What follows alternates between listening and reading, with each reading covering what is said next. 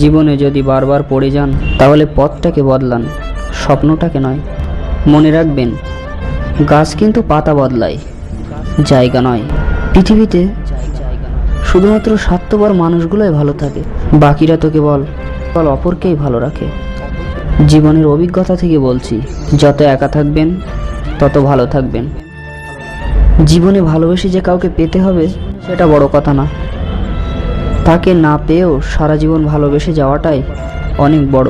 কষ্ট পেয়েও যারা প্রতিবাদ না করে চুপচাপ থাকে তাদেরকে দুর্বলতা ভাবার কোনো দরকার নেই, কারণ এটা তাদের মা বাবার দেওয়া ভালো শিক্ষার পরিচয়।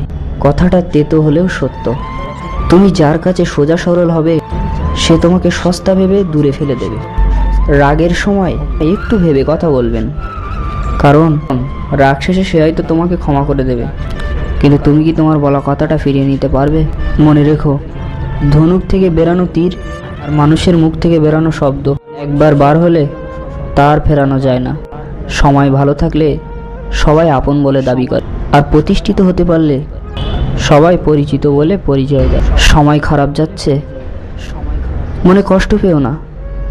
সবসময় এই কথাটা মাথায় রেখো, আল্লাহ তাআলা যাই করেন বান্দার ভালোর জন্য।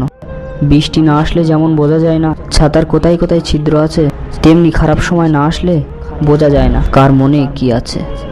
তাই বস, সময় খারাপ মনে কষ্ট পেও না। সব সময় এটা মনে রাখবে, আল্লাহ পাক বান্দার ভালো চাই সব সময়। এরকম ভিডিও পেতে আমাদের চ্যানেলটি সাবস্ক্রাইব করবেন, এবং যদি ভিডিওটা ফেসবুকে দেখে থাকেন তাহলে ফলো করবেন, আর বেশি বেশি শেয়ার করবেন। ভালো থাকবেন বন্ধুরা।